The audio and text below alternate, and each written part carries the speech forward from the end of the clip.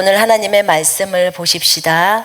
마가복음 4장 35절부터 41절까지 우리 한 목소리로 읽습니다. 35절부터 41절까지. 그날 저물 때 제자들에게 이르시되 우리가 저편으로 건너가자 하시니 그들이 무리를 떠나 예수를 배에 계신 그대로 모시고 가매 다른 배들도 함께 하더니 큰 광풍이 일어나며 물결이 배에 부딪혀 들어와 배에 물이 가득하게 되었더라. 예수께서는 고물에서 베개를 베고 주무시더니 제자들이 깨우며 이르되 선생님이여 우리가 죽게 된 것을 돌보지 아니하시나이까 하니 예수께서 깨어 바람을 꾸짖으시며 바다더러 이르시되 잠잠하라 고요하라 하시니 바람이 그치고 아주 잔잔하여지더라. 이에 제자들에게 이르시되 어찌하여 이렇게 무서워하느냐 너희가 어찌 믿음이 없느냐 하시니 그들이 심히 두려워하여 서로 말하되 그가 누구이기에 바람과 바다도 순종하는가 하였더라. 아멘.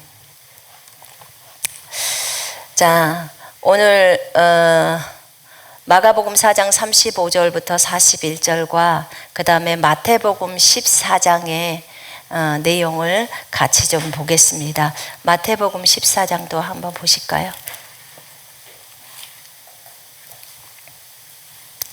마태복음 14장. 자, 무리를 걸어오시는 예수 그리스도에 대한 것입니다. 자, 22절부터 같이 좀 읽을까요? 시작. 예수께서 즉시 제자들을 제촉하사 자기가 무리를 보내는 동안에 배를 타고 앞서 건너편으로 가게 하시고 무리를 보내신 후에 기도하러 따로 산에 올라가시니라. 저물매 거기 혼자 계시더니 배가 이미 육지에서 술이나 떠나서 바람이 거스름으로 물결로 말미암아 고난을 당하더라. 밤 사경에 예수께서 바다 위로 걸으셔서 제자들에게 오시니 제자들이 그가 바다 위로 걸어오심을 보고 놀라 유령이라 하며 무서워하여 소리를 지르거늘 예수께서 즉시 이르시되 안심하라 나니 두려워하지 말라. 베드로가 대답하여 이르되 주여 만일 주님이시거든 나를 명하사 무리로 오라 하소서 하니 오라 하시니 베드로가 배에서 내려 무리로 걸어서 예수께로 가되 바람을 보고 무서워 빠져가는지라 소리질러 이르되 주여 나를 구원하소서 하니 예수께서 즉시 손을 내밀어 그를 붙잡으시며 이르시되 믿음이 작은 자여 왜 의심하였느냐 하시고 배에 함께 오름에 바람이 그치는지라. 배에 있는 사람들이 예수께 절하며 이르되 진실로 하나님의 아들이로소이다 하더라. 아멘. 오늘 이 마가복음 4장과 마가복음 또 마태복음 14장을 보면서 제자들은 굉장히 자신이 죽을까봐 무서워했습니다. 우리가 보통 두려워하는 이유가 너무나 두렵고 무섭고 하는 이유가 답이 뭐냐면 죽을까봐예요. 죽을까봐. 죽음 때문에, 죽음이라는 것 때문에 두려워합니다. 오늘 예수님께서 제자들과 함께 배에 있었습니다. 그들은 예수님과 함께 배에 있었는데도 죽을까봐 무서워했습니다. 여러분, 만약에 여러분 곁에 예수님이 지금 계신다면 여러분 두렵겠습니까? 두렵지 않겠습니까? 눈에 보이게 계신다. 그럼 여러분들은 분명하게 난 두렵지 않아요. 예수님이 눈에 보이게 내 옆에 있는데 무엇이 두렵습니까? 이렇게 말할 거예요. 어떤 환자들도 다 치유를 받는, 어떤 병자도 다 치유받을 수 있는 우리 예수님이 계시는데 무엇이 두렵습니까? 이렇게 말할 거예요. 근데 오늘 제자들을 보니까요, 이들을 보니까 이들은 예수님이 자기 옆에서 배에서 함께 있었어요. 물론 주무시고 계셨지만 함께 계셨어요. 그런데도 이들은 너무나 무서워했어요. 이유는 죽을까봐 두려워하는 제자들이에요. 왜냐하면 예수님에 대한 믿음이 없었기 때문에 그래요. 예수님에 대한 신뢰가 없었기 때문에. 아까 마태복음 14장에 나와 있는 그 광경도 방금 오병이어의 기적을 행하고 예수님께서 이제 무리들을 흩어보내고 제자들은 먼저 배로 건너가라고 하고 본인은 산에서 기도를 하셨어요. 기도하러 올라가신 거예요. 그런데 그 바람이 거슬러 불기 때문에 너무 제자들이 이제 힘들어하는 거예요. 근데 예수님께서 바다 위로 걸어오셔요. 사람들이 그걸 보고 유령이다 이렇게 말을 합니다. 제자들이 유령이다. 물론 놀랬겠죠. 아니 지금 너무너무 힘든 상황 속에서 시커먼 바다에서 누군가가 걸어온다고 한번 생각해 봐요. 그러면 보통의 생각 속에서는 사람은 못 걸어. 우리 생각에는 사람은 못 걸어. 그러니까 영일 거야. 아니면 귀신일 거야. 이렇게 쉽게 생각할 수 있어요. 물론 이해는 갑니다. 그러면서 너무 무서워서 소리를 지르는 거예요. 그때 예수님이 나다, 안심해라, 두려워하지 말아라 이렇게 말을 합니다. 나야, 두려워하지 마. 여러분, 예수님은 자신이 제자들과 함께 배에 계실 때도 나는 한번 생각해 봐서 예수님이 왜 주무셨을까? 하필 그 시간에. 1. 너무 졸려서. 2. 제자들을 테스트 하려고 억지로 주무셨다. 답은 2번이에요. 2번. 근데 예수님이 배에서 주무신 거예요. 왜냐면 그 밑에 구절을 보면 이것이 예수님이 이런 이유 때문에 주무셨다는 것이 나오죠. 여기에. 아, 이게 테스트였구나를 알게 되는 거예요. 왜 하필 그 시간에 그분이 거기에서 주무셨을까? 지금 이 마가복음 4장은요, 배에 물이 막 풍랑이 치는 거예요. 큰 광풍이 일어나요. 여러분, 태풍 불 때, 그때 배 타보신 분, 또는 태풍이 불기 전에 바다의 물결이 굉장히 거셀 때 배를 타보신 분은 배멀미가 뭔지를 알게 될 겁니다. 그냥 가만히 있어도 토가 나와요. 얼마나 힘든지, 속이 뒤집어지는지, 엎드리지 않고서는, 누워있지 않고서는 서서는 할 수가 없어요. 그래서 제가 바이킹을 싫어합니다. 바이킹 타는 거. 어떤 사람들은 바이킹 타는 걸 되게 좋아하는데 배멀미를 많이 해보신 분들은 정말 싫어요. 그냥 먹은 게 다 나오잖아요. 가만히 있어도 울렁거리니까. 근데 이 상황이 큰 광풍이 일어나면서 물결이 배에 부딪혀서 그 물이 배로 들어오는 거예요. 그래서 배에 가득하게 되었더라. 우리가 성경에 여기 적어져 있는 게 글로 배에 가득하게 되었더라 이렇게 웃으면서 보지만 실제 이 상황 속에 여러분들이 있다고 한번 생각해 봐요. 그날 저물 때예요. 저녁이죠. 그때 배를 타고 건너가는 거예요. 제가 갈릴리 바닷가 가보니까요, 우리 저녁 때 배 탔거든요. 저녁에 깜깜할 때. 그런데 갈릴리 바다가 낮에는 되게 평온하게 느껴졌었어요. 근데 저녁 때 배를 탈 때 보니까 바람이 너무너무 거센 거예요. 바람이 엄청나게 거세더라고요. 근데 그 바람이 거센데 내가 그 배에서 설교했었거든요. 그 우리 같이 간 무리들이 듣고. 근데 이 마이크에 바람 소리가 엄청나게 많이 들어가는 거예요. 바람이 그렇게 불어요. 그래서 딱 잡아야 될 만큼. 근데 그렇게 광풍이 불었어요. 배에 물이 가득했어요. 배에 물이 가득했다는 말은 곧 가라앉는다는 소리예요. 가라앉는다는 소리죠. 그러니까 제자들이 얼마나 두려웠겠습니까? 이제 나 곧 죽는구나. 우리 이대로 배가 가라앉으면 죽는구나.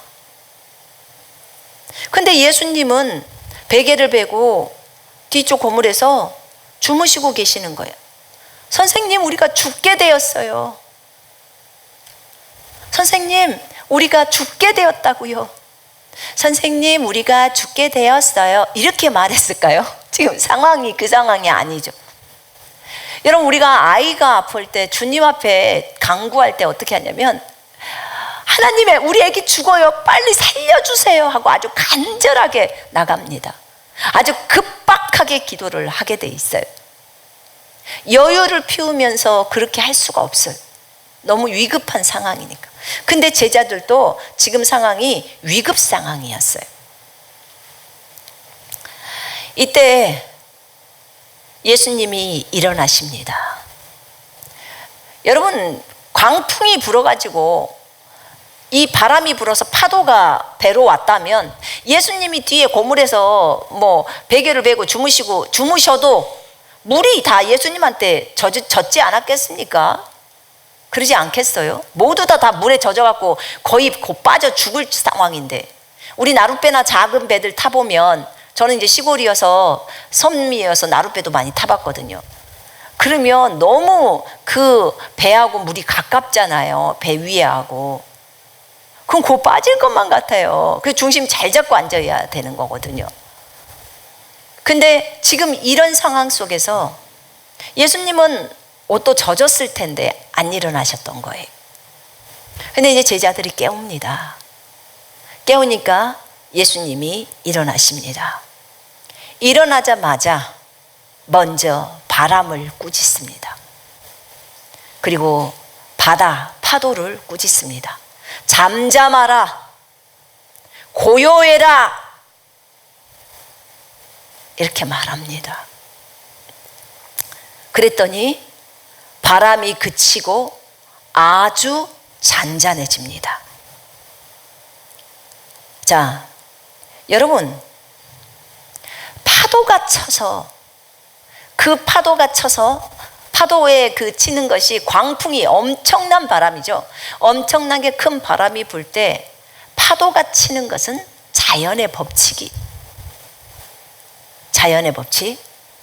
이 자연 법칙이, 만유인력의 법칙도 자연 법칙입니다. 파도 치는 것도 자연 법칙이에요. 자연 법칙을 누가 만들었죠? 하나님이. 자연 법칙은 3차원의 법칙이에요. 태풍이 부는 것도 다 3차원의 법칙이. 근데 여러분, 4차원의 법칙이 3차원의 법칙을 다스린다는 것을 여러분이 기억해야 합니다. 4차원의 법칙이 3차원을 다스려요. 자연의 법칙은 하위법이라고 했어요. 그러나 4차원의 법, 생명의 성령의 법은 상위법이에요. 그러니까 상위법이 하위법을 다스립니다.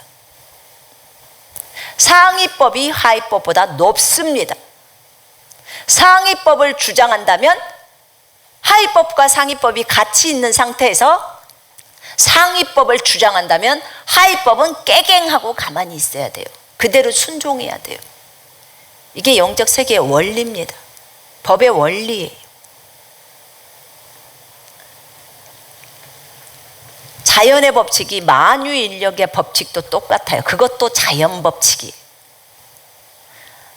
생명의 성령의 법도 그것도 하나님이 제정하신 것이고, 죄와 사망의 법도 하나님이 제정하신 거예요. 3차원의 법칙도, 죄와 사망의 법도 하나님이 제정했다고 했어요. 생명의 성령의 법, 4차원의 법, 영적 세계의 법도 하나님이 제정하셨다고 했어요. 두 개 다. 그런데 4차원의 법이 더 높기 때문에 4차원과 3차원의 법이 같이 공존해서 있을 때는 4차원이 그것을 주장하면 3차원은 그대로 순종해야 된다는 거예요. 그러면 성경 안에는 3차원의 것도 적어져 있고 4차원의 것도 적어져 있어요. 우리가 정확하게 분별해야 되는 거죠. 자, 큰 폭풍이 일어나서 배는 물로 가득했더라. 이건 자연법칙이고 화해법이에요. 자, 그런데 주님이 일어나서 바다에게 그 다음에 바람을 꾸짖습니다. 잠잠하라, 고요하라. 바람이 그치고 아주 잠잠해지더라. 이게 지금 생명의 성령의 법이에요. 4차원의 법입니다. 그러니까 4차원이신 예수 그리스도께서, 만물의 주인께서 잠잠하라, 고요하라 말하니까 그대로 자연은 순종합니다. 3차원의 법은 순종합니다. 상위법이니까 그런 거죠. 그때 주님이 그런 말을 합니다. 어찌하여 너희는 그처럼 두려워하느냐? 어찌하여 너희는 믿음이 없느냐? 이렇게 말합니다. 어찌하여 두려워하냐고, 어찌하여 믿음이 없냐고.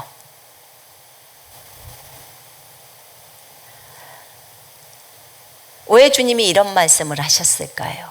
그들에게 왜 그렇게 했을까요? 그 밑에 한번 보세요. 이분이 도대체 누구시기에 바람과 바다까지도 그에게 복종하는가라고 말합니다. 바람과 바다는 다 3차원이에요. 자연의 법칙이, 바람이 순종해요. 누구에게? 4차원에게. 파도가 순종합니다. 바다가 순종합니다. 누구에게? 4차원에게.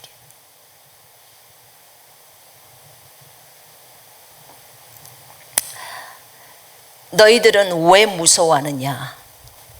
너희가 명령하면, 나처럼 명령하면, 잠잠해라, 고요해라 라고 명령하면 그것들이, 그 파도가, 그 바람이, 그 풍랑이, 그 피조물들이 그대로 너희 말에 순종을 하는데 왜 그것을 믿지 못하는 거냐라고 예수님이 말씀한 거예요. 이 말이.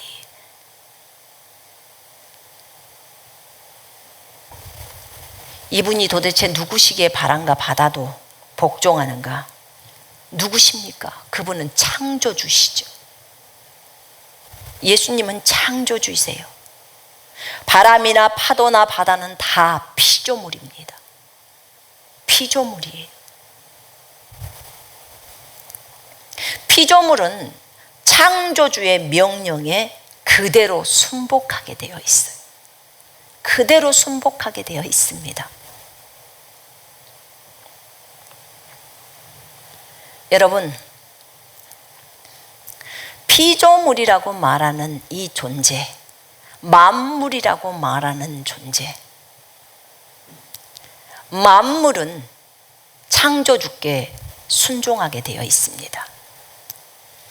여러분, 고린도전서 3장 21절에 의하면 모든 만물은 누구 겁니까? 대답해 보세요. 누구 거예요? 우리 거예요. 따라하세요. 만물은 내 것이다. 이 방송 보고 계시는 분들도 큰 소리로 따라하세요. 만물은 내 것이다. 만물은 하나님의 생명을 가지고 있는 내 것이다.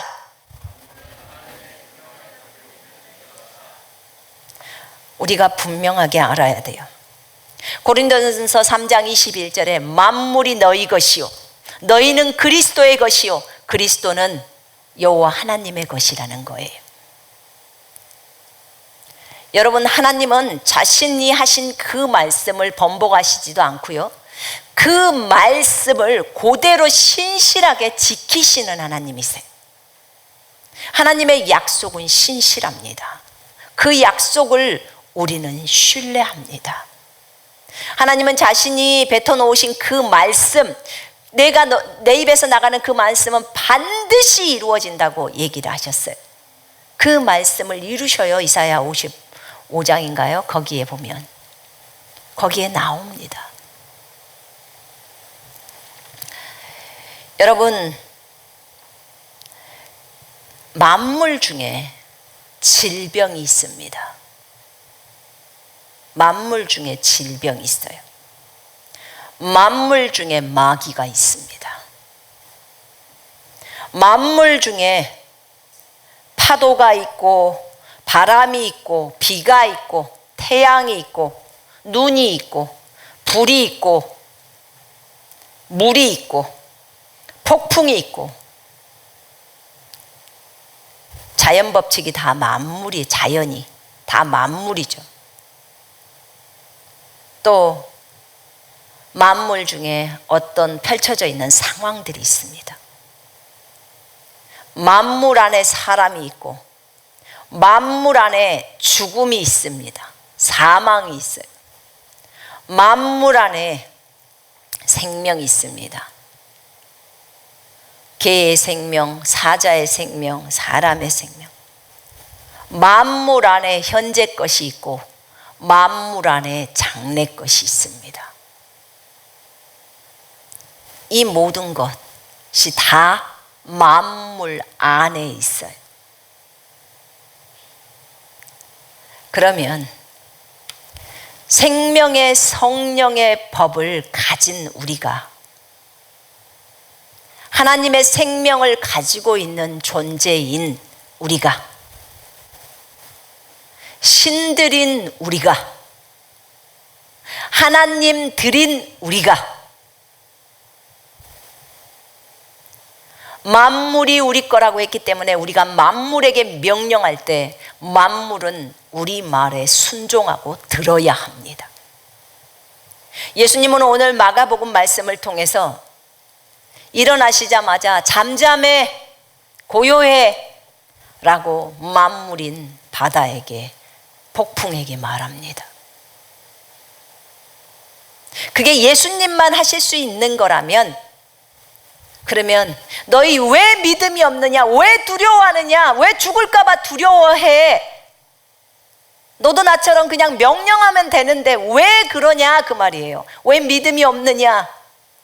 이 제자들이 믿음이 없었던 거예요. 하나님에 대한 신뢰가 없었던 거예요.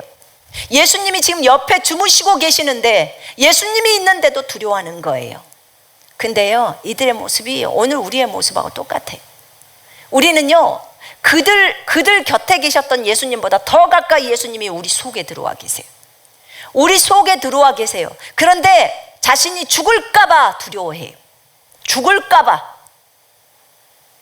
병 걸려서 죽을까봐 두려워하고 또 어떤 상황에서 부도날까봐 두려워하고 사업이 망할까봐 두려워하고 안 될까봐 두려워하고 온통 두려움에 사로잡혀 있어요. 어떻게 그럴 수 있죠? 어떻게 예수님이 그때 그 제자들보다 더 가깝게 우리 속에 들어와 있는데 두려울 수가 있을까요? 근데 우리가 두려워해요. 왜 그럴까요? 하나님에 대한 믿음이 없어서요. 내 안에 계신 그분, 폭풍도 잠재우시고 죽은 자도 살리시고 없는 것도 있게 만드시는 그 하나님이 우리 속에 계시는데 이 제자들처럼 두려워서 벌벌 떱니다. 최종적인 목적은 뭐예요? 죽을까 봐. 죽음에 대한 두려움이에요. 공포죠. 주님은 이때 본인만 하실 수 있었다면 그래 내가 해결해 줄게 라고 하셨을 거예요. 그런데 주님이 바로 해결하시고 나서 바로 그들에게 하는 말을 딱 들어보면 너도 나처럼 동일하게 말하면 되는데 왜 두려워하느냐? 왜 믿음이 없느냐? 라고 말씀하십니다. 왜 나를 신뢰하지 못하느냐? 여러분 안에 있는 생명의 성령의 법인 4차원의 법은 우리의 몸에까지 흐르고 있어요. 우리의 몸에까지 흐르고 있습니다. 그리스도 예수 안에 있는 자에게는 결코 정죄함이 없는데 이는 생명의 성령의 법이 죄와 사망의 법에서 우리를 해방했다고 나와요. 우리를 완전히 해방시킨 거예요. 죄의 법 완전 끝장낸 거예요. 사망의 법 완전히 끝장낸 거예요. 죄가 나하고 상관없고 사망이 나와 상관없게 만든 거예요. 근데 그것을 믿을 때 효력이 발생하는 거예요. 믿지 않으면 전혀 효력이 발생이 안 되는 거예요.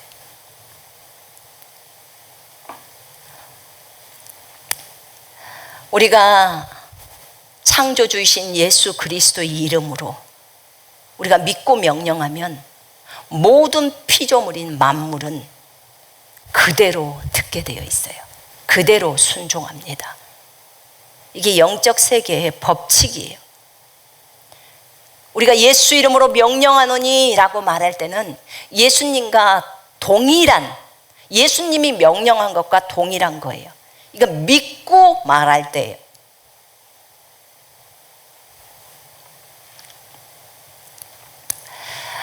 여러분, 제가 근래 신들에 대한 얘기를 지금 여러 차례 하고 있어요.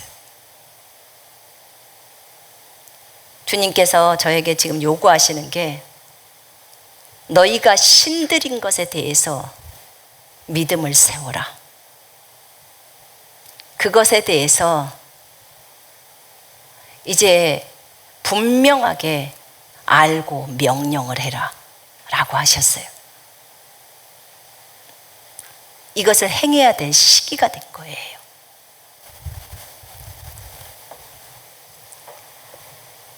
예수님이 내 안에서 내 몸을 입으시고 살고 계시기 때문에 예수님이 명령하신다고 말하는 거예요. 여러분, 바람이나 파도나 이런 것들은 다 자연의 법칙이에요. 그러면 여러분의 입, 여러분의 코 밑에는 엄청난 능력이 들어있는, 권세가 있는 입이 있어요.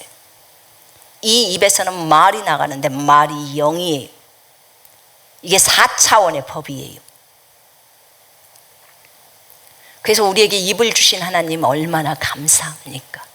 주님이 말씀이세요. 주님이 말씀으로 말하실 때 일들이 다 일어난 것처럼 우리도 말할 때 일이 일어나는 거예요. 조건, 믿고 말하라는 거예요. 믿고 말할 때 일이 일어난다고 했습니다. 지금 이 시대에는 우리가 작은 예수가 돼서 예수님이 당시에 잠잠하라 고요하라 했던 것처럼 우리가 이 시대에 바람과 파도에게 잠잠하라 고요해라 라고 말하는 그런 자들이에요. 그런 사람들이 하나님의 아들, 딸들이에요. 신들이에요. 여러분, 우리 안에 있는 생명의 성령의 법이라는 이 상위법, 이 하나님의 법, 이 상위법은 죄의 법, 사망의 법, 질병의 법을 다 이겨버릴 수 있는 법이에요. 그리고 질병은 다 순종해야 해요. 무조건 순종해야 합니다. 조건을 달면 안 돼요. 영적 세계의 법이 그래요. 이제부터 여러분들 믿음을 다시 세워요. 다시 세우십시다. 하나님의 말씀의 근거에서 가야 합니다.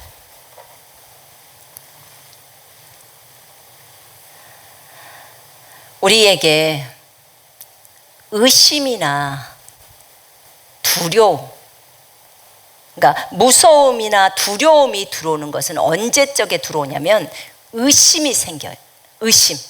의심이 있을 때, 내 안에 의심이 있을 때 두려움이나 무서움이 순간 확 들어옵니다.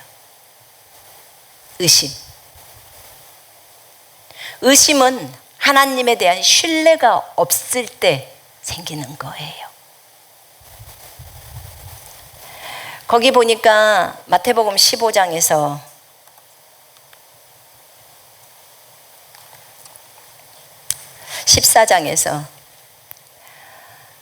예수님이 배에 있는 쪽으로 걸어오시죠. 이제 무리를 직접 걷습니다. 14장 것은. 무리를 직접 걸어오는 거예요. 그들에게 바람이 심하게 부는 것은요, 아까 말했지만 자연의 법칙이에요. 3차원의 법이에요. 폭풍이 일어나는 건 당연한 거예요. 3차원이에요. 그런데 예수님은 무리로 걸어와요. 그건 뭐죠? 그거는 상위법, 초자연의 법칙이에요. 생명의 성령의 법이란 말입니다. 4차원의 법. 예수님은 이 법칙을 따라 무리를 걷는 거예요. 근데 바람이 사나워지는 것을 봤어요. 자, 베드로는 예수님을 보고 주여, 난이 두려워 말라. 혹 진짜 주님이십니까? 진짜 주님이라면 저를 주님처럼 명하여 무리로 죽게 오라 하소서. 베드로는 참 용기가 있는 사람 같아요. 용기 있는 제자. 그랬더니 오라 라고 예수님이 말합니다. 그러니까 베드로가 그 배에서 내려서 예수께 가려고 무리를 걸어갑니다. 무리를 지금 베드로가 걸어가는 것은 이미 초자연의 법칙이, 초자연의 법칙에 따라서 자연을 초월해버리는 거예요. 자연 법칙이 아니에요. 초자연의 법칙, 만유인력의 법칙과 완전히 거스려 버리는 거예요. 걷습니다. 근데 바람이 사나워지니까 보고 두려워합니다. 아주 무서워해요. 그러면서 무서워하니까 가라앉아 버립니다. 주님 구해 주소서. 빠져버리니까 너무 무섭죠. 그러니까 예수님이 손을 잡아주시죠. 그리고 구해 주십니다. 그러면서 주님이 말을 합니다. 너 믿음이 적은 자야, 어찌하여 의심하였느냐? 어찌해서 의심했어?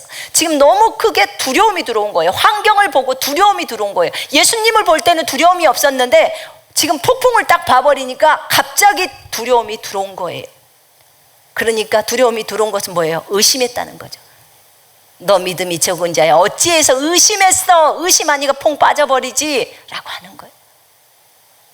네가 나를 믿었다면, 네가 나를 신뢰했다면 안 빠졌지 라고 말을 하는 겁니다.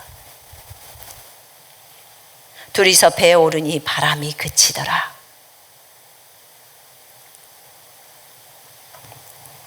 자, 우리가 보통 신들이라고 말을 하면서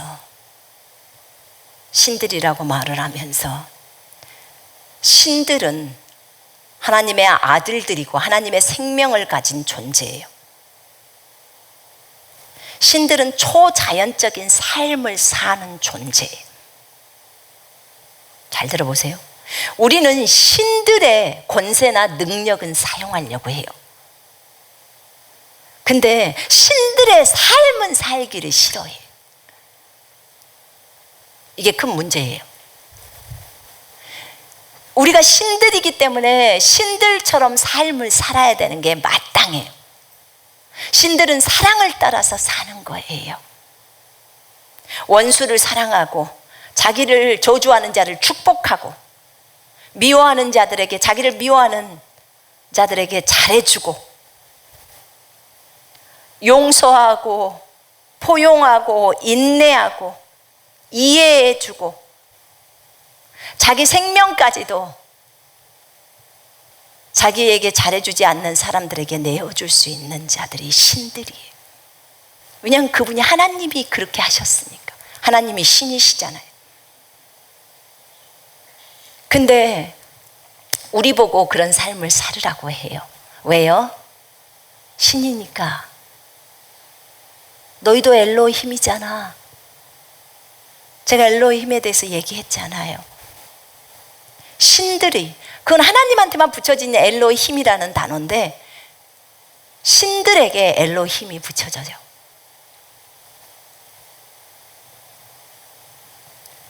우리가 신이기 때문에 신들처럼 살으라는 거예요. 신이 아니면, 하나님들이 아니면 그렇게 주님이 요구하시지를 않죠.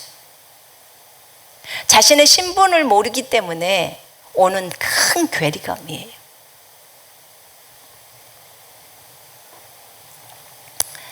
인간관계 측면에서 이렇게 우리는 살아가야 해요. 신들이기 때문에. 인간은 이해 못해요. 그러나 신들은 이해합니다. 인간은 그 사람을 포용해 주지 못해요. 그런데 신들은 포용해 줍니다. 인간은 용서를 못해요. 그러나 신들은 용서합니다. 예수님도 다 용서하잖아요. 예수님도 신이셨으니까. 우리가 더 이상 인간이 아니라는 것에 대한 깊은 인식이 있어야 된다는 거예요. 사람이기 때문에 사람을 용서 못하겠다고 말을 해요. 네가 사람이니까 용서 못해. 그런데 네가 신이라는 것을 알면 너는 용서해.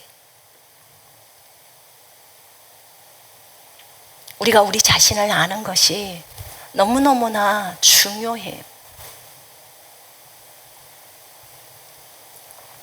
신들은 권세와 능력을 사용해서 자연법칙을 초월해버리죠. 병자를 고쳐주고 죽은 자를 살리고 음식을 만들어주고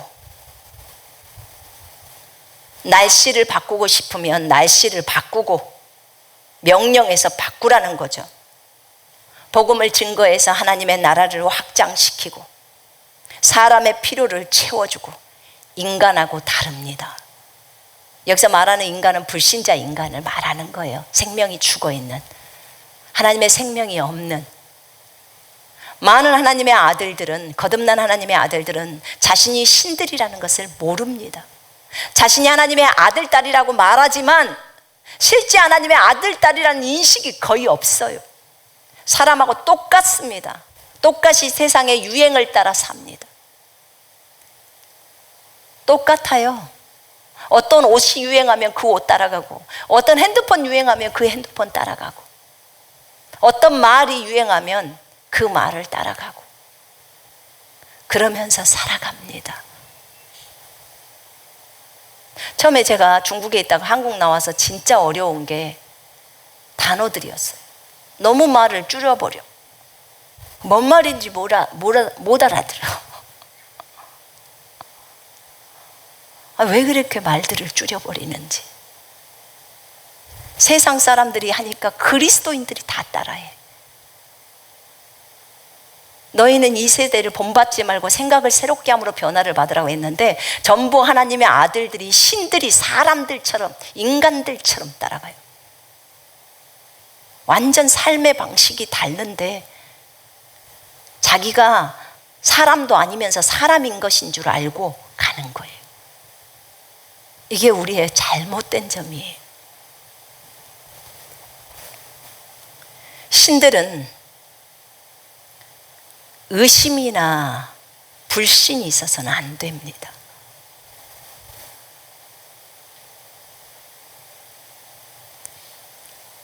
기본적으로 하나님의 말씀에 대한 신뢰를 갖고 있어야 돼요. 근데 하나님의 말씀에 대한 신뢰가 없는데요, 그만큼 주님하고 교제를 안 했다는 거예요. 주님의 말씀을 많이 읽지 않았다는 거예요. 주님 앞에 머물면서 그분 앞에서 기도의 자리에서 많이 기도를 뿌리지 않았다는 거예요. 그분과 오손도손 얘기를 나누지 않았다는 거예요. 사귐이 없었다는 거예요. 그러니까 신뢰가 없는 거예요. 그분을 경험해 가다 보면 삶 안에서 그분을 체험하게 되어 있어요. 그래야 그분이 어떤 분인지를 알게 돼요. 우리에게 주님이 자꾸 얘기하죠. 내 육신의 생각을 버려라. 육신의 생각을 버려라. 왜 자꾸 저에게 인간의 생각을 버려라, 인간적인 생각을 버려라, 육신적인 생각을 버려라, 왜 그러십니까? 네가 인간이 아니기 때문에 그래. 네가 인간이 아니라고. 그래서 인간적인 걸 버리라는 거야. 네가 육신적이라는, 그 육신적이란 인간적이라는 것을 생각을 버리라고. 너는 신이라고. 그러니까 신에 합당한 생각을 해야 돼. 신적인 생각을 하란 말이다. 그래서 영적으로 생각하라고 하는 거야.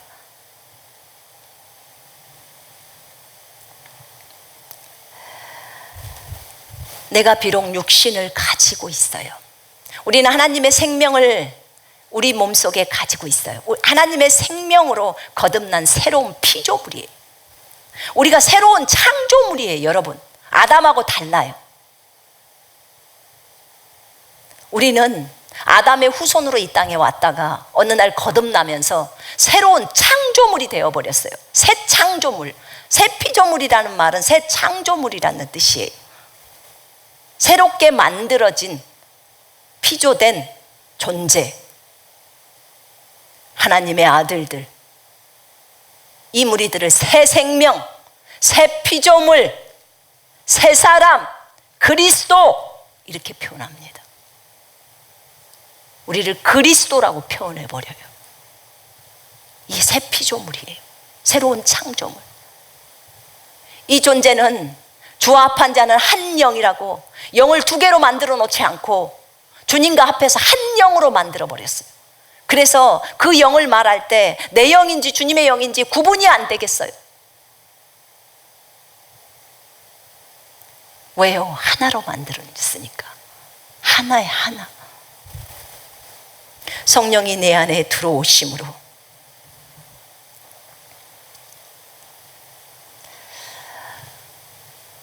여러분, 우리가 신들이면서 사람인 줄 알고 사람처럼 살면 나중에 하늘나라 가서는 땅치고 후회해요. 나 사람이 아니었네. 나 진짜 인간이 아니었구만. 나 신들이었네. 나 근데 왜 세상에서 이렇게 살았을까?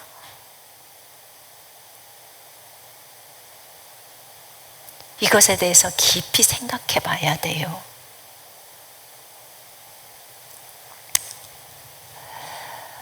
하나님은 성경의 어떤 부분들을 다 써놓으실 때는 다 이유가 있더라고요. 여러분, 신들은 아프지 않아요. 오늘 다 잊어버리더라도 이 한 가지만 딱 붙들어 봐요. 신들은 아프지 않아요.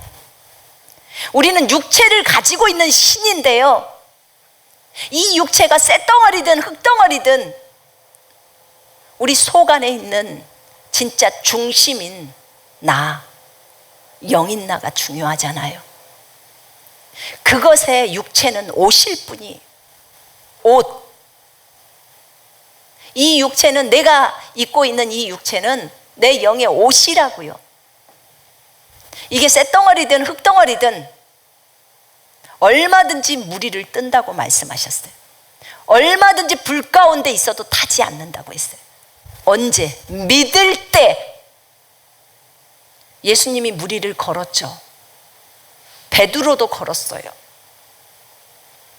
베드로도 만유인력의 법칙이 거기서 통하지 않는 거예요. 자연의 법칙은 상위법인 생명의 성령의 법 앞에 무릎을 꿇어버리는 거예요. 물 위에 서는 거예요. 어떻게 베드로가 몇 킬로 나갔을까요? 적어도 제 생각에는 한 70kg는 나가지 않았을까요? 60kg? 70kg는 나갔을 거예요. 근데 70kg가 물 위에 서요.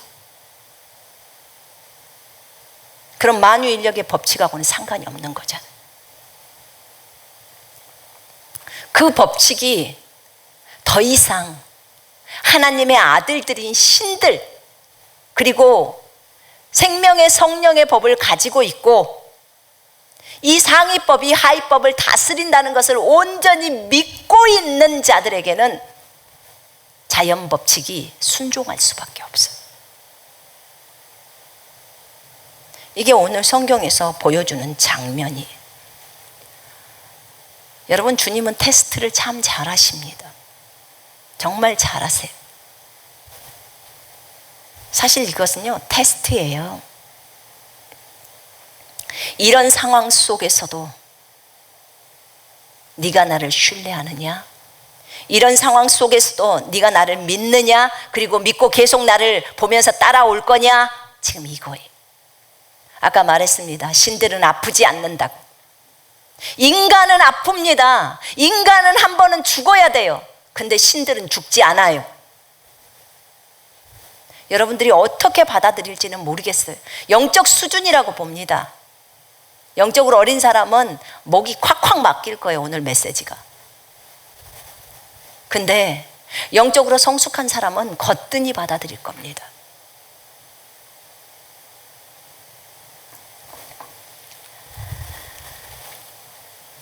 여기 보니까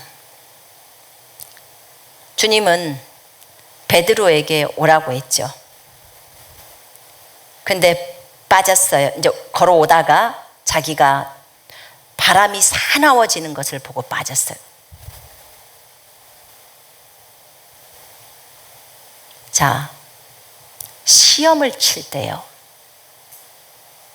시험 칠 때는 바람이 많이 불어야 해요. 그 뒤에 바람이 그칩니다. 32절에 둘이서 배에 오르니 바람이 그치더라. 왜 배에 오르는데 바람이 그칠까요? 시험 끝났으니까 바람이 그치는 거예요. 시험이 끝났으니까. 시험 칠 때는 바람이 불어야죠. 아니, 바람에 대한 시험을 보는데, 바람에 대해서 시험을 보는데 바람이 안 불면 어떻게 시험을 봅니까? 여러분 이해되세요? 지금 날씨에 대한 시험이에요. 날씨로 움직이는 것에 대해서 지금 가르쳐 주고 있잖아요, 주님이. 그러면 날씨가 어려움을 줘야 시험을 당할 거 아니겠습니까? 그러니까 바람에 대해서 시험을 하니까 바람이 싸납게 불어야죠. 바람이 세게 불어야 합니다. 바람이 많이 불어야 돼요. 근데 시험이 끝났으면 바람이 멈춰야죠, 이제. 그래서 바람이 그치더라. 예수님하고 베드로가 이제 배에 올라오니까 물에서 배 위로 올라오니까 바람이 멈추는 거예요. 이제 시험이 끝났다는 거지요. 모든 시험의 과정 속에서도 과정 속에 하나님의 개입이 있어요. 우리가 성과 악의 시험, 헬라어 주기도문에 나오죠. 성과 악의 시험을 충분히 하게 하시며 무엇 때문에? 하나님과 하나 되게 하기 위해서.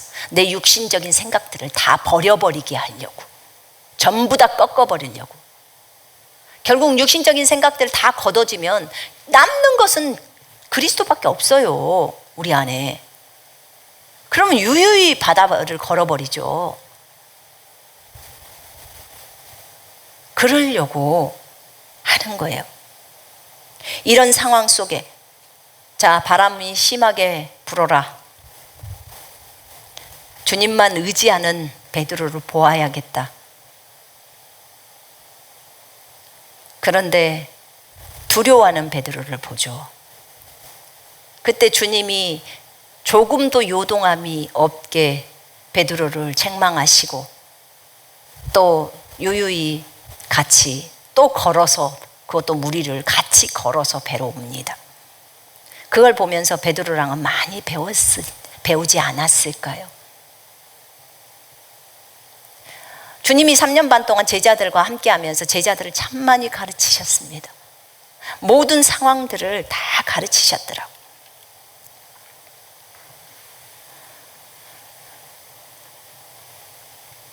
베드로를 시험하시려고 하나님이 바람을 사실은 불게 한 거예요. 범사의 그를 인정하라고 했죠. 우리는 주님 앞에서요, 있을 때 어떤 작은 세트장 안에 있는 것 같아요. 주님은 세트장을 보시고 우리의 모습을 보시고 우리는 그런 하나님을 신뢰하면서 어떤 상황 속에서도 하나님이 말씀하신 그 말씀이 이루어질 것을 의심하지 않으면서 가는 모습을 주님은 보기를 원하시죠.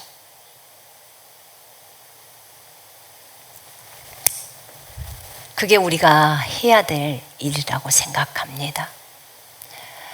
예수님은 자신의 제자들을 양육하면서 질병을 치유하는 모습을 보여줬습니다. 마가복음 2장 11절에도 보면 중풍병자를 치유합니다. 마가복음 1장에 많은 질병에 걸린 사람들을 다 고쳐주십니다. 오늘 베드로에게 무리를 걸어오라고 하시면서 무리를 걷는 것을 베드로에게 가르치셨어요. 그때 네가 두려움이 들어오게 되면 그건 의심 때문인데 의심이 있으면 너는 빠지게 되어 있어. 의심이 되면 너는 4차원이 아닌 3차원의 자연법칙에 그대로 그것에 걸리게 되어 있어. 네가 의심을 했다 하면, 의심을 하게 되면 더 이상 신들이 아닌 하나 인간이 되는 거예요. 의심을 하게 되면. 그러면 의심의 법칙은 3차원의 자연 법칙에 따라서, 만유인력의 법칙에 따라서 빠지는 거예요. 방금 전에 물 위에 서 있었는데 밑으로 빠져요. 의심이 오면, 두려움이 오게 되고, 의심, 두려움 다 이런 것들은 다 3차원의 법칙대로 그대로 가게 돼 있는 거예요. 근데 네가 의심을 하지 않고 신뢰했을 때는 자연 법칙보다 더 상위법인 생명의 성령의 법에 따라서 무리를 딱 쓰는 거예요. 무리 위에 쓰는 거예요. 이게 다른 거예요. 주님은 무리를 걸어왔어요. 거슬려서. 그거는 3차원의 법을 거슬러 버리는 거예요. 자연의 법칙이 주님을 다스릴 수가 없어요. 자연의 법칙이 베드로를 다스릴 수 없어요. 하나님을 신뢰하고 믿고 있을 때는 다른 거죠. 우리가 생명의 성령의 법이 죄와 사망의 법에서 우리를 해방시켰다는 이 말을 믿고 생명의 성령의 법이 내 안에 흐르고 있기 때문에 어떤 질병도 내 몸에 머무를 수 없다고 믿고 있으면 3차원의 코로나는 우리 속에 못 들어옵니다. 와도 즉시로 죽어요.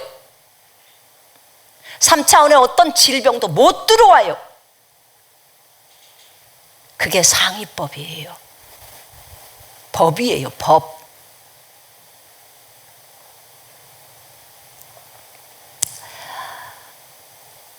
어저께, 그저께죠. 금요일 날 더웠어요. 그래서 에어컨을 켜고 이제 집에서 예배를 드렸어요. 금요일 날 찬양 예배였잖아요. 우리가 비대면이죠.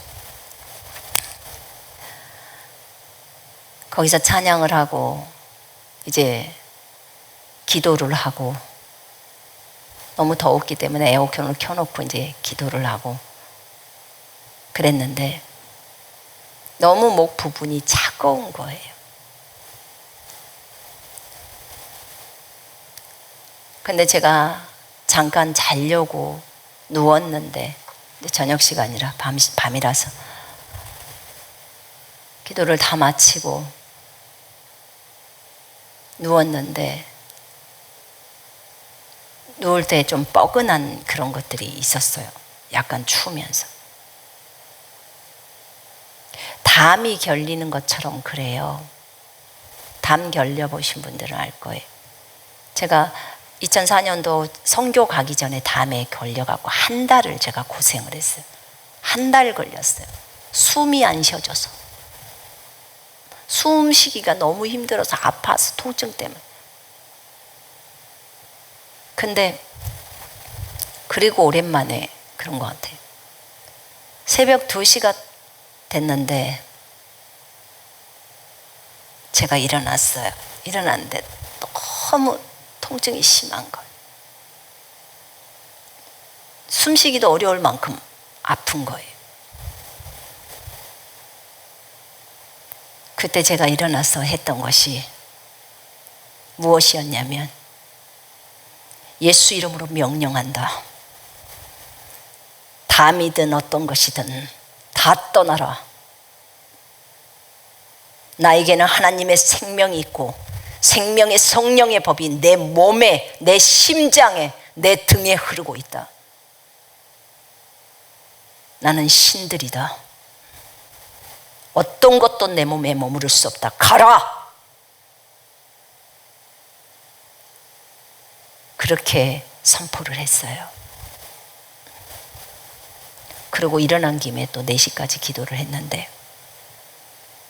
괜찮아졌어요. 그 다음 그날 토요일이었죠. 제가 일본하고 그 줌으로 순회 사역하는 것 때문에 들어가서 얘기하면서 간증을 했어요. 그날 일어난 일이니까 아침에 아무렇지도 않아요. 그 정도면 제가 한 달 동안 담으로 고생을 해봤으니까 알죠. 예전 같으면 한 달이 가야 되는데 그대로 끝이 난 거예요. 어떤 것도 여러분의 몸에 머무를 수 없다는 것을 믿고 확신을 해야 돼요. 일본의 어떤 자매님이 그러시더라고요. 내가 그렇게 됐는데 왜 우리는 선포해도 안 되죠? 확고한 생각이, 확고하게 나은 나로, 건강한 나로 내가 나를 보고 있는지, 아픈 나로 내가 나를 생각하고 있는지가 답이에요. 둘 중에 하나를 선택해야 하는 거예요. 생명의 성령의 법이 죄와 사망의 법에서 나를 해방했는데 사망이 나를 못 묶고 질병이 나를 못 묶는 거예요. 그것에 대해서 확고하게 생각해야 하는 거예요. 확고하게.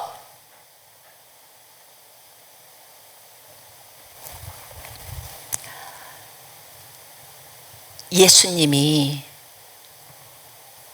제자들에게 질병 치유하는 모습을 다 보여줬어요. 그랬더니 제자들이 그에 따라서 다 질병 치유를 해요. 베드로가 사도행전 9장에 보니까 에네아야, 예수께서 너를 고치시니 침상을 걷어라 라고 하니까 중풍병자가 바로 침상 걷습니다. 예수님이 즉각 치유를 보여줬기 때문에 이들은 즉각 치유밖에 안 해요. 그리고 그 마을에 있던 사람들이 전부 다 예수님을 믿어버려요. 전부 예수님을 믿지요. 바울도 사도행전 14장에 보니까는 루스드라에서 발에 질병이 걸려있는 사람을 치유합니다. 사도행전 3장에서 안전뱅이를 또 치유를 하지요. 은과금은 내게 없지만 내게 있는 것을 내게 주노니 나사렛 예수 그리스도 이름으로 일어나 걸어라. 예수 이름으로 일어나 걸어라 라고 말합니다. 예수님은 마귀를 쫓는 것을 제자들에게 친히 보여줬어요. 아까는 자연의 법칙에서 자연이 순종하는 것, 3차원의 법이 만유인력의 법칙이 순종하는 것을 보여줬어요. 지금은 마귀를 쫓는 것을 보여주는 거예요. 마가복음 5장에서 거라사의 광인을 치유합니다. 마귀를 내쫓죠. 그 모습을 봤죠. 제자들도 그대로 따라서 합니다. 많은 마귀를 내어 쫓았다고 사도행전에 나옵니다. 또 바울이 사도행전 16장에 점치는 영에 사로잡혀 있는 그 여인 안에 있는 영을 내쫓습니다. 예수 이름으로. 그대로 해요. 그대로. 바람과 파도를 바꾸시는 것을 아까 말했죠. 날씨 말 잘 듣습니다. 제가 베이아에 갔을 때 폭풍이 멈춰요. 태풍이 멈춥니다. 예수 이름으로 명령하면 멈춰요. 환경적으로 어려움이 있으십니까? 명령해야 합니다. 명령하셔야 돼요. 예수 이름으로 명령하세요. 기어이 멈추는 걸 여러분의 눈으로 목도해야 합니다. 여러분들이 신들이고 하나님의 아들들은, 하나님의 생명이 있는 존재들은 모든 만물이 여러분들의 목소리를 듣는다는 것을 아셔야 해요.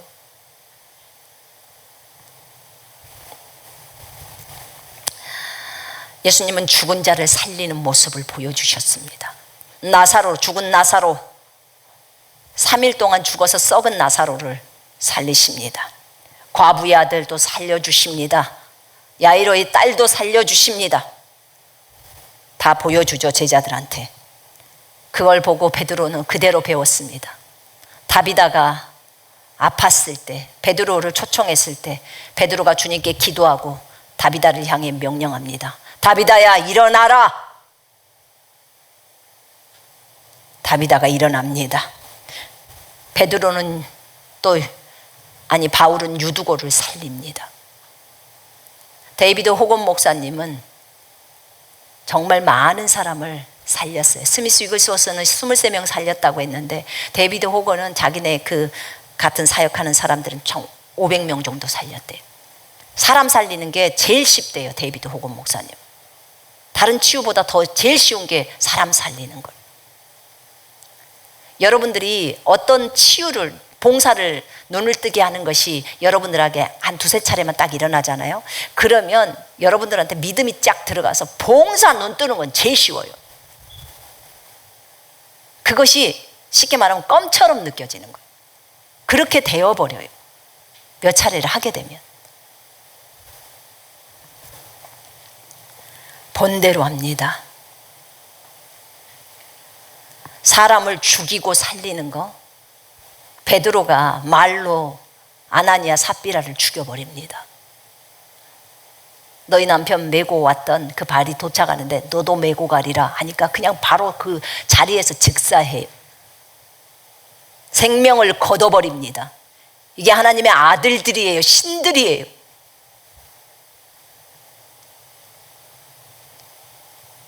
바울도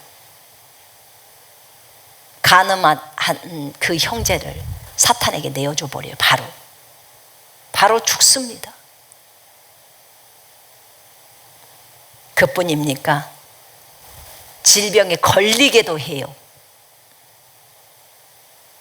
바울이 복음을 방해하는 바에수르에게, 총독에게 복음을 못 듣게 하니까, 총독이 복음을 못 듣도록 방해를 하니까 바에수를 향해서 네 눈이 잠시 동안 멀어진다고 했어요. 그러니까 즉시로 어두워지면서 장님이 돼버려요. 하나님의 아들들, 신들에게 있는 능력들이에요. 그의 입을 통해서 다 끝장나버리는 거예요. 베드로도 말로 했고 바울도 다 말로 했습니다. 오늘처럼 무리를 걷고, 어떤 자매는 무리를 걸으면서 저 강을 건너 다니면서 배가 없으니까 그 강을, 물 위를 걸어서 성경 공부하러 매주마다 갔다고 하잖아요. 그 자매에게는 물이 걷는 게 제일 쉬운 거래요.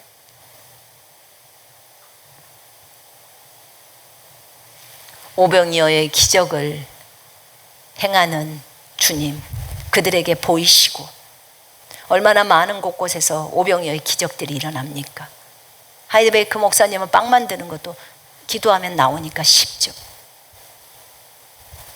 예수님은 제자들에게 이렇게 권세와 능력을 사용하는 법을 가르치셨고, 또 실제 우리의 삶 가운데서 신들처럼 사랑하면서 섬기면서 살아가라고 말합니다.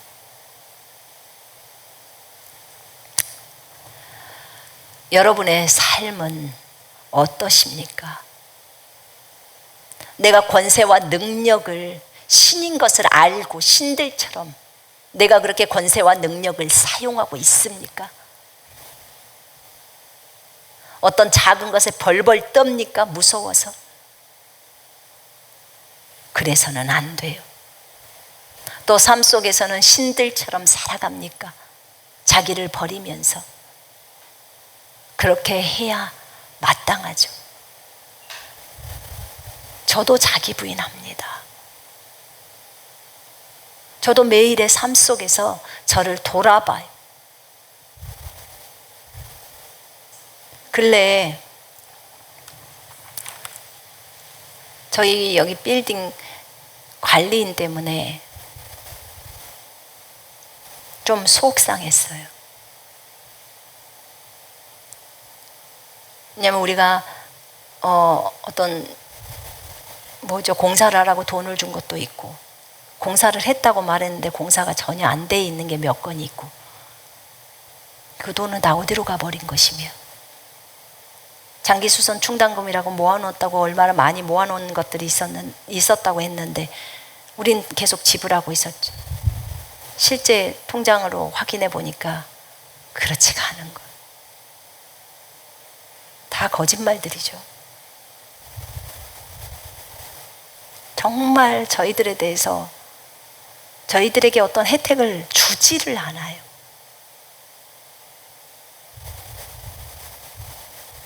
제일 저희가 지분을 제일 많이 갖고 있죠. 48%를 갖고 있으니까, 이 건물에서 많이 쓰고 있으니까, 층수를. 근데 저희는 계속 손해를 많이 보죠.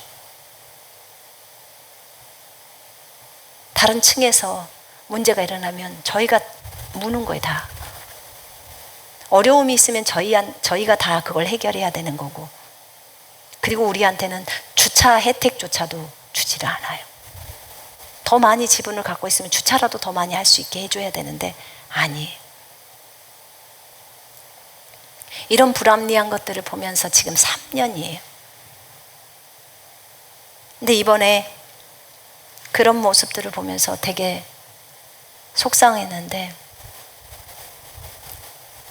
제가 그저껜가 하나님 앞에서 결단을 했어요. 하나님이 저한테 떠올려 주시더라고. 신들은 어떻게 사는 줄 아느냐? 주님, 그 한 영혼에게 복음을 증거하는데도 예수를 안 믿어요.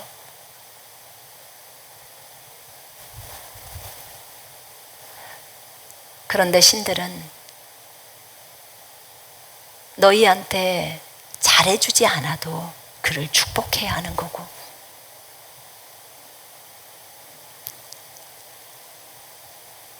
그리고 나는 네가 원수였을 때 너를 위해서 죽었다. 너는 어떻게 해야 되겠느냐? 주님, 제가 그를 용서할 거고 사랑할게요. 그리고 그를 위해서 죽을게요. 제가 그렇게 결단합니다. 그렇게 가겠습니다. 그렇게 하고 금요일날 내 마음을 정리를 했어요. 이게 신들의 삶이라고 하셨어요.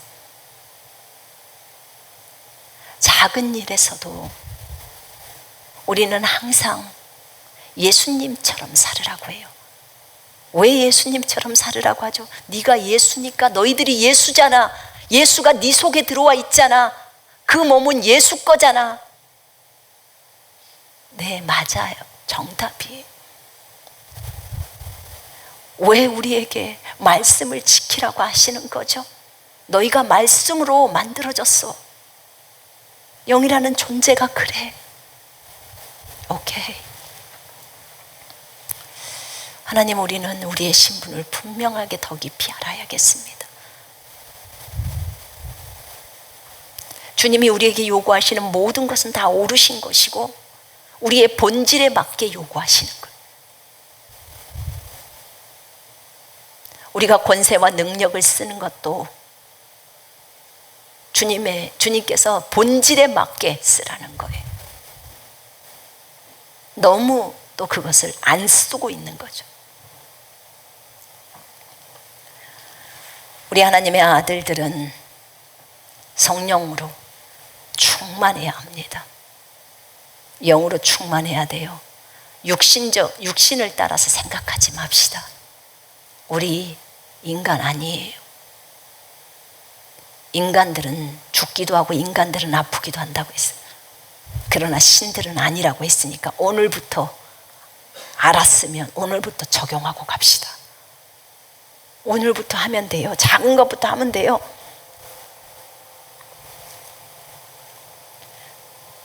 우리가 말씀으로 충만하고 예수로 충만하고 사랑으로 충만하고 성령의 열매들로 충만해서 그렇게 가는 우리 모두가 되기를 원해요. 그렇게 할 때 하나님이 기뻐하십니다.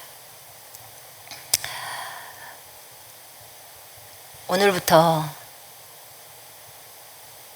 제가 주님 앞에 기도했었어요. 하나님, 코로나에 대해서 하나님이 오늘부터 코로나를 대적하라고 하셨어요. 이제 대적으로 들어갑니다. 이제는 무조건 코로나를 다 칠 거예요. 주 예수 그리스도의 이름으로 코로나는 이 지구에서 나가야 돼요. 여러분이 오늘부터 기도하실 때 이 방송을 듣는 분들 모두 기도하세요. 코로나 이 균은 다 멸해지라고, 예수 이름으로 명령하노니 다 사라지라고. 그게 무슨 뭐라 그러지? 변이 바이러스? 그게 어떤 변이든지 뭐든지 좌우지간 이 코로나로 인한 것들, 전염병들은 다 떠나라고 이제 명령해야 돼요. 주님 말씀하셨으니까 우리는 강력하게 명령할 수 있어요. 여러분들 할 수 있어요. 왜냐하면 여러분 안에 신이신 주님이 들어와 계세요. 예수 그리스도 이름으로 이제 코로나에 걸린 사람들 다 회복될 수 있도록 여러분 기도해요. 명령하세요. 예수 이름으로 코로나균은 그들에게서 다 죽으라고. 그게 신자든 불신자든 그들에게서 다 나가라고. 그 균은 다 죽으라고. 그리고 더 이상 어디로 번지지도 말라고. 다 거기서 사멸되라고. 그렇게 기도합시다. 이제 예수 이름으로. 그리고 이제 부흥이 일어나야 돼요. 코로나 때문에 우리가 못 모이고 이래서는 안 되잖아요.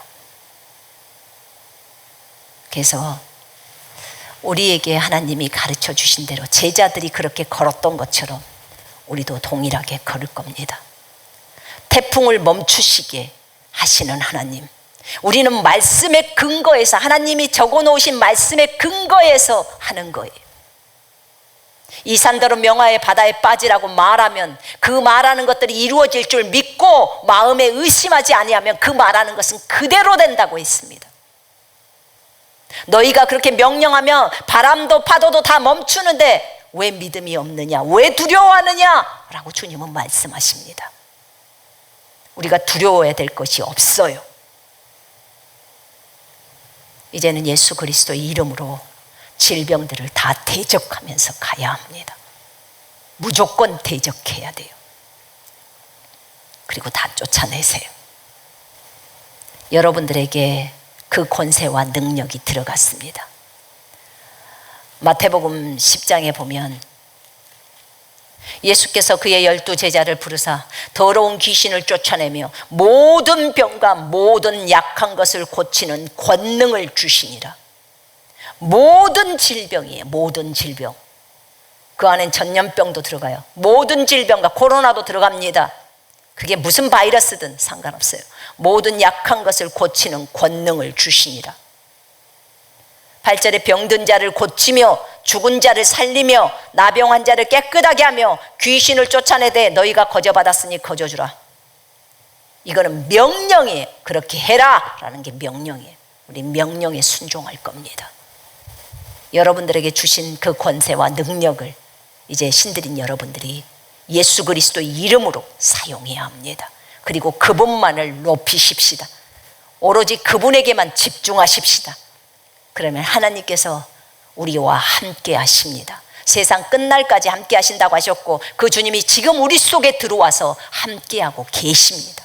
그걸 온전히 믿고 진행하십시다. 제가 기도합니다.